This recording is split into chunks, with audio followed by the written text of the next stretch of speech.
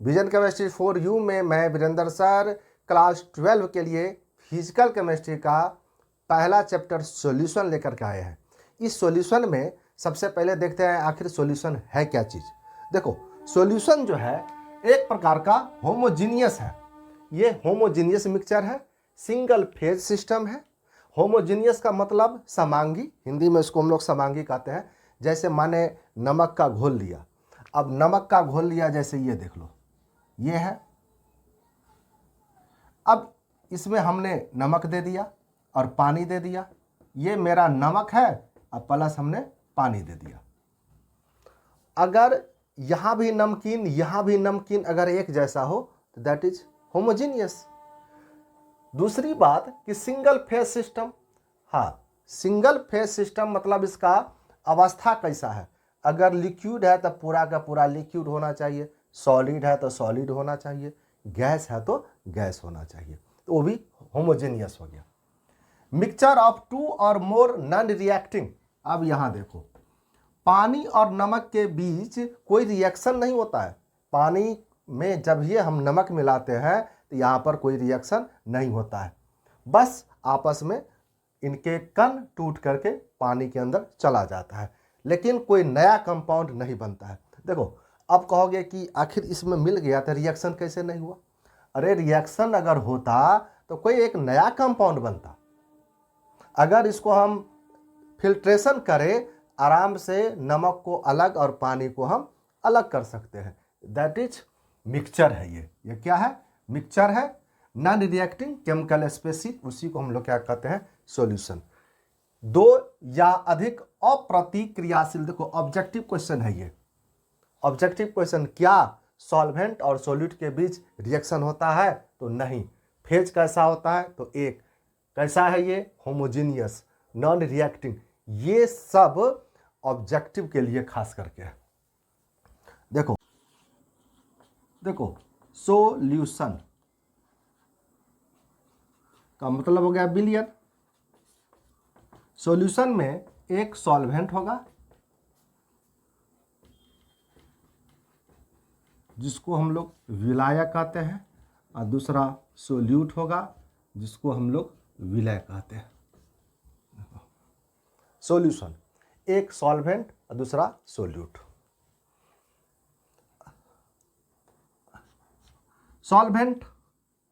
Solvent का मतलब होता है कि घुलाने का काम करता है।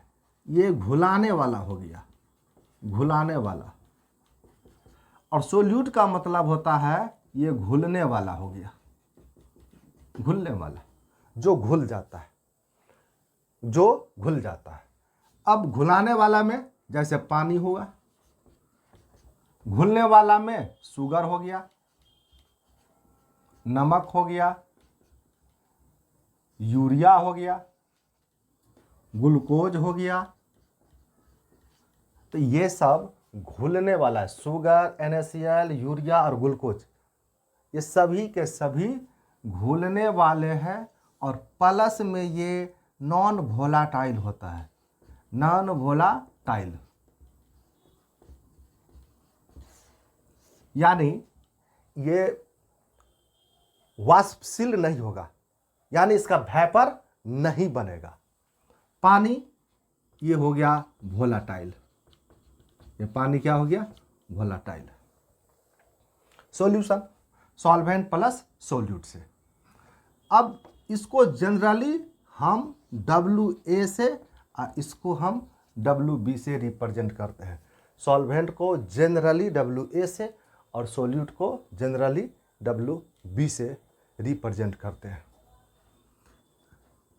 अगर वॉल्यूम में हो तो इनको VA और इनको VB, ऐसी बात नहीं है। हम B यहाँ भी और यहाँ भी A रख सकते हैं, लेकिन जनरली में देखा गया।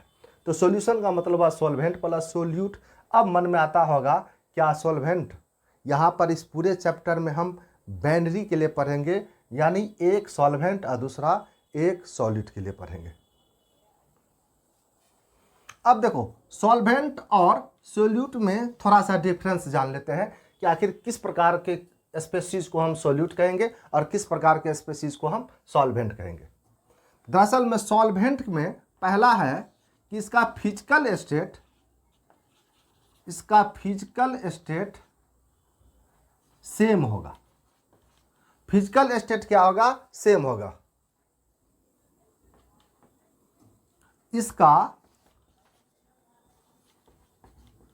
Do not determine the phase, या फेज को डिटरमाइन नहीं करेगा।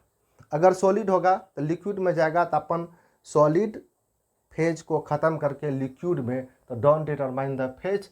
और फिजिकल स्टेट इज सेम। इनका जो अगर लिक्विड है लास्ट में भी लिक्विड होगा, अगर सॉलिड है तो फिर भी सॉलिड होगा, अगर गैस हो तो गैस ही होगा। इसलिए फिजिकल स्टेट क्या होगा? सेम। दूसरा है सॉल्वेंट हमेशा लार्जर अमाउंट में रहता है, लार्जर अमाउंट, और ये जो है वो लेसर अमाउंट में रहता है, लेसर अमाउंट में। यानी इनकी मात्रा जो है सो हमेशा कम होता है, इनकी मात्रा हमेशा ज़्यादा होता है। अब यहाँ पर कि अगर फेज एक जैसा हो, जैसे लिक्विड हो प्लस लिक्विड हो, जैसे वाटर है और यहाँ पर H2SO4 है, वाटर है और H2SO4 है, क्या बना लिया? सॉल्यूशन बना लिया। और यहाँ पर हमने शुगर दे दिया और प्लस हमने क्या दे दिया? वाटर दे दिया। देखो शुगर क्या है? सॉलिड फेज में, और ये क्या है? लिक्विड में। तो ये दोनों का फेज अलग अलग है। ऐसे स्थिति में शुगर अगर हम 10 kg लेते हैं और पानी हम अगर 1 kg लेते हैं, तो इस हिसाब से इसका अमाउंट क्या हो गया? कम, इसका अमाउंट हो गया ज़्यादा। बट हम यहाँ पर ये देखेंगे कि ये शुगर अपना फेज को चेंज करता है, सॉलिड से कहाँ जाता है? लिक्विड में। इसलिए यह शुगर क्या हो गया? सोल्यूट, और ये होगा सॉल्वेंट। अपना फेज चेंज कर रहा है, वाटर अपना फेज चेंज नहीं कर रहा है, तो ये लिक्विड और ये सॉलिड, तो यानी ये सॉल्वेंट, और प्लस ये क्या होगा? सोल्यूट होगा। अब यहाँ देखो लिक्विड लिक्विड है, अब वाटर है, यहाँ पर H2SO4 है। अगर हम वाटर है, अगर हम 36 ग्राम ले लेते हैं, इसको हमने 49 ग्राम ले लिया, 49 ग्राम ले लिया। अब 36 ग्राम वाटर है, 49 ग्राम क्या है? H2SO4 है। तो यहाँ पर हम ये वेट नहीं देखेंगे कि इसका कितना है, तब यहाँ पर हम मोल लेते हैं। ये कितना मोल होगा और ये कितना मोल होगा। चूँकि दोनों का फेज क्या है? समान। फेज समान हो तो इसको डिटरमाइन करते हैं नंबर ऑफ मोल्स के आधार पर, नंबर ऑफ मोल्स। जिनका मोल ज़्यादा होगा वह सॉल्वेंट होगा, जिनका मोल कम होगा वह क्या होगा? सोल्यूट होगा। तो इस हिसाब से हम सॉल्वेंट और सोल्यूट को डिटरमाइन करते हैं। अगर सेम रहे तब दिक्कत है वहाँ पर, हालांकि क्वेश्चन में क्लियर रहता है कि क्या रहेगा। तो एक क्वेश्चन देख लेते हैं इस पर। देखो 342 ग्राम हमने शुगर लिया, 18 ग्राम हमने वाटर ले लिया। अब यहाँ पर इसका वजन ज़्यादा है, वेट ज़्यादा है, इसका वेट क्या है? कम है। बट शुगर किस स्टेट में है? सॉलिड में। वाटर किस में है? लिक्विड में। तो जो लिक्विड रहेगा वही सॉल्वेंट होगा, यानी वाटर क्या होगा हमारा? सॉल्वेंट होगा। अब यहाँ पर 18 और 342 का जो डिफरेंस नहीं होगा। दूसरा क्वेश्चन है कि अगर हम 36 ग्राम वाटर ले लिए और 196 ग्राम H2SO4 ले लिए, ये भी लिक्विड है और ये भी लिक्विड में कौन सॉल्वेंट होगा? कौन सॉल्वेंट होगा? अब देखो ये लिक्विड में है और ये सेम फेज रहे तब, देखो सेम फेज पर अगर फेज सेम रहे, सेम फेज रहे, तब हम डिटरमाइन करते हैं नंबर ऑफ मोल्स के आधार पर। जिनका मोल्स ज़्यादा होगा वही सॉल्वेंट होगा। अब देखो वाटर, तो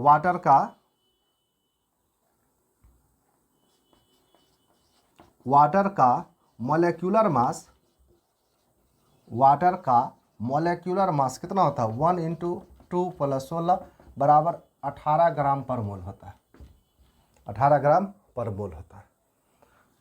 H2SO4 का मोलेक्यूलर मास किसका, H2SO4 का, तो 1 इंटू 2, सल्फर का होता है 32, ऑक्सीजन का होता है 16 इंटू 4, जोड़ जाड़ करोगे तो 98 ग्राम पर मोल हो गया, 98 ग्राम पर मोल। अब नंबर ऑफ मोल्स,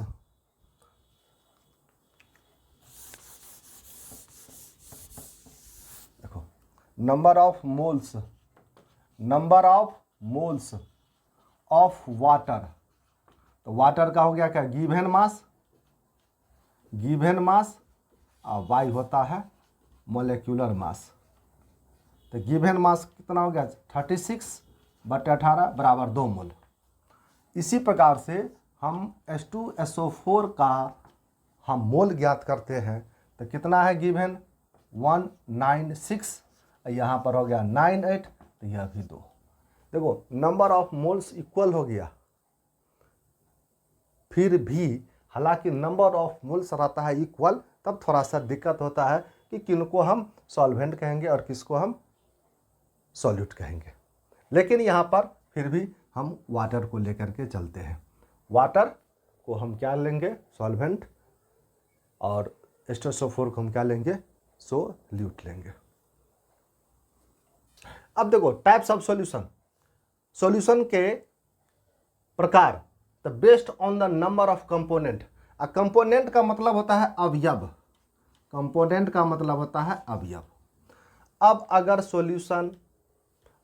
सॉल्यूशन में अगर 2 अवयव हो, यानी सॉल्यूशन अगर वाटर से मिल करके बना हो और शुगर से मिल करके बना हो, शुगर के जगह कोई भी हो लेकिन कोई एक होना चाहिए, दोनों में से कोई एक या और भी दे तो कोई एक, और यहाँ भी कोई एक, तो ऐसे को हम बाइनरी कहते हैं, ऐसे को हम क्या कहते हैं बाइनरी सॉल्यूशन। अब पूरे चैप्टर के अंतर्गत हम यही बाइनरी सॉल्यूशन ही पढ़ेंगे। अगर 3 हो तो 3 के लिए हम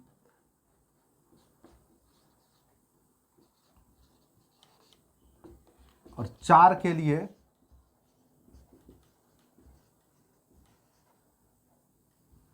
देखो, अगर कंपोनेंट देखो कंपोनेंट 1 कंपोनेंट 2, कंपोनेंट 2, 3 का मतलब देखो एक हमने कोई एक कंपोनेंट पहला ले लिया, हमने यहाँ पर दूसरा ले लिया और हमने यहाँ पर तीसरा ले लिया, तो 3 कंपोनेंट 1 2 3 इसको हम लोग टर्नरी कहते हैं।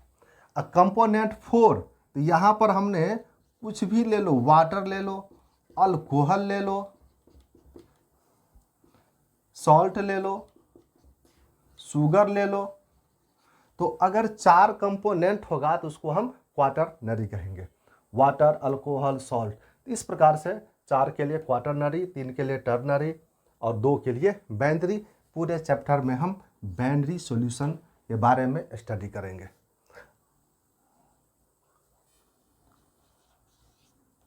अब है बेस्ड ऑन द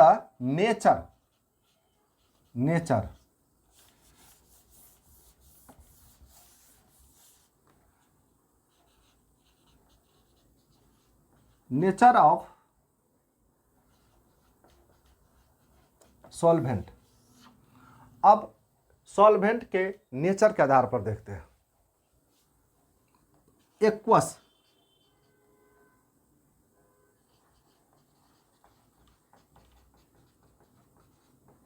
एक होता है नॉन एक्वस सॉल्यूशन। देखो एक्वस सॉल्यूशन उसको कहेंगे जब सॉल्वेंट वाटर हो, इसमें सॉल्वेंट क्या होना चाहिए वाटर होना चाहिए।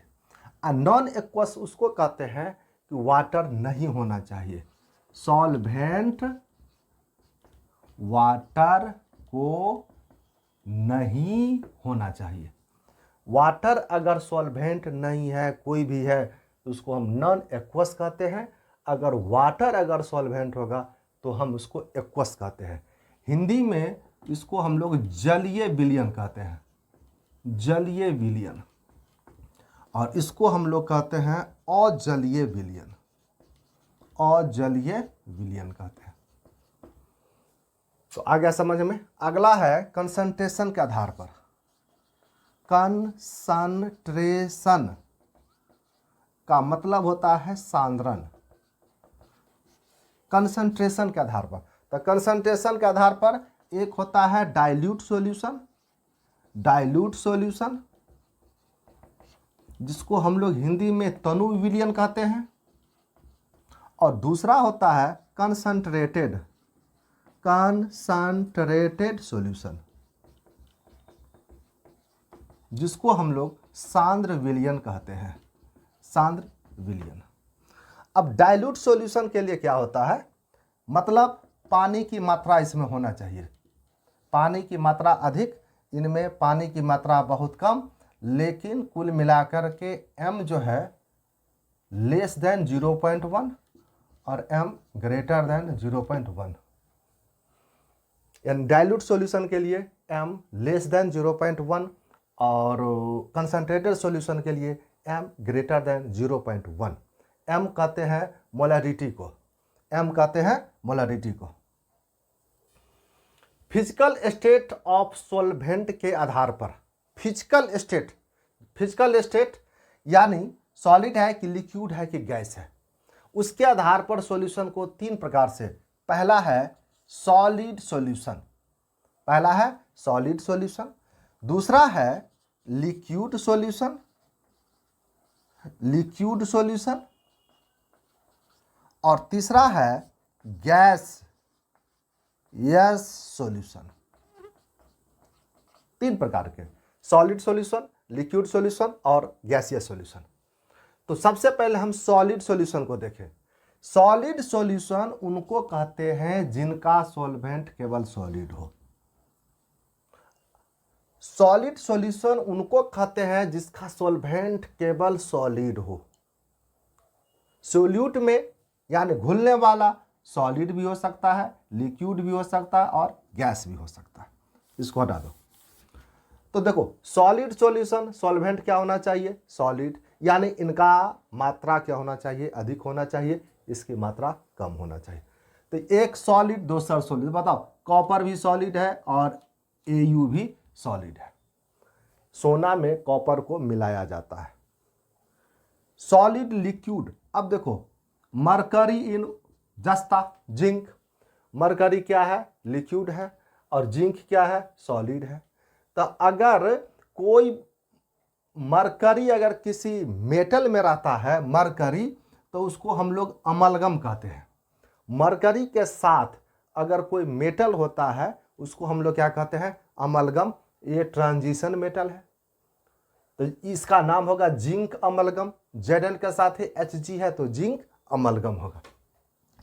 सॉलिड और गैस में देखो यहां पर हाइड्रोजन गैस Pd उसको एब्जॉर्ब करता है, एब्जॉर्ब ने एडजॉर्ब करता है हाइड्रोजन Pd को,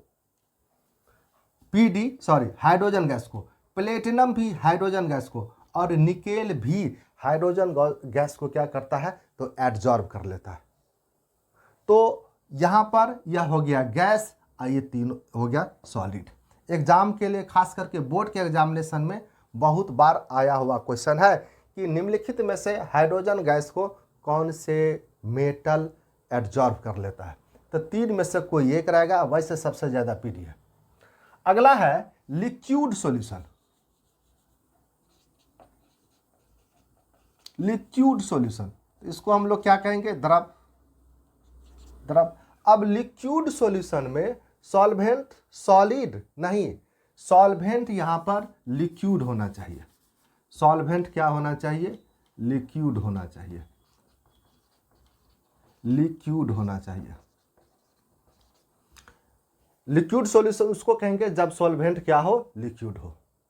अब लिक्विड के साथ एक बार सॉलिड रखो, लिक्विड के साथ एक बार लिक्विड को रखो, और लिक्विड के साथ एक बार गैस को रखो। अब लिक्विड के साथ गैस, अब देखो सबसे अच्छा है जैसे CO2 gas, CO2 gas in water, बताओ, CO2 गैस वाटर में रहता है, कोका कोला ठंडा में जितने भी है CO2 गैस रहता है। तो एक लिक्विड और दूसरा गैस, तो ये हुआ गैस, ये हुआ लिक्विड। लिक्विड लिक्विड कोई दिक्कत नहीं है। यहाँ पर एक हमने वाटर दे दिया और दूसरा हमने अल्कोहल दे दिया। तो वाटर भी लिक्विड है, अल्कोहल भी लिक्विड है। अगला भी एग्जाम्पल अपना मन से भी हो सकता है। यहाँ पर सॉलिड लिक्विड है, एक लिक्विड है और दूसरा क्या है, सॉलिड है। तो इस हिसाब से हम लिक्विड में सॉलिड को मिलाते हैं। जैसे मान लिया जाए हमने पानी ले लिया और इसमें हमने ग्लूकोज ले लिया, ग्लूकोज ले लिया, लिक्विड पानी, सॉलिड क्या हो गया, ग्लूकोज। हमने सॉल्ट ले लिया, हमने चीनी ले लिया, तो ये भी एग्जाम्पल होगा। थर्ड है गैसियस सॉल्यूशन। तो अगला है गैसियस। तीसरे टाइप में देखो, सॉल्वेंट, इसमें गैस ले लिया हमने। गैसियस सॉल्यूशन में सॉल्वेंट हमने क्या रखा है, गैस। गैसियस सॉल्यूशन के लिए सॉल्वेंट हमने गैस रखा। सोल्यूट में एक बार सॉलिड, दूसरे बार लिक्विड, तीसरे बार गैस। अब गैस में gas, oxygen nitrogen, oxygen in air, nitrogen in air, CO2 in air, तो कुछ भी हो सकता है। गैस और लिक्विड, यहाँ भी क्लोरोफॉर्म जो है सो नाइट्रोजन गैस में, और गैस और सॉलिड फोम रबर। तो इस हिसाब से ये एग्जाम्पल है। बोर्ड के एग्जामिनेशन के दृष्टिकोण से कभी कभी आने की संभावना रहता है। तो यह भी अच्छा क्वेश्चन है, ये आ सकता है, यह क्या है, आ सकता है। तो इस हिसाब से हमने देखा कि सॉल्यूशन के टाइप्स। वैसे चैप्टर में हम लोग आइडियल और नॉन आइडियल टाइप्स भी पढ़ेंगे। एक और भी टाइप्स है, मतलब आइडियल, आइडियल सॉल्यूशन, और दूसरा होता है non ideal solution. Non ideal, non ideal solution. तो आइडियल और नॉन आइडियल सॉल्यूशन को हम पूरे चैप्टर में बहुत अच्छे ढंग से वहाँ पर एक्सप्लेन करेंगे, यहाँ पर कोई ज़रूरत नहीं है। ये सब टाइप्स ऑफ सॉल्यूशन हो गया। लास्ट में हम लोग देख लेते हैं कि सॉल्यूशन का कैरेक्टरिस्टिक्स क्या है। अब हम लोग कैरेक्टरिस्टिक्स देख लेते हैं, विशेषताएं क्या होता है सॉल्यूशन का। सॉल्यूशन का विशेषताएं, सबसे पहले मॉलिक्यूल का साइज 10 के पावर -9 मीटर के रेंज का होता है, इससे बड़ा नहीं होना चाहिए। मॉलिक्यूल का साइज 10⁻⁻9 मीटर। टिंडल प्रभाव डॉन्सो दिखाता नहीं है। ब्राउनियन मूवमेंट नहीं पाया जाता है। केमिकल नेचर में चेंजिंग नहीं होता है। फिल्ट्रेशन जैसे समान विधि से अलग नहीं कर सकते हैं।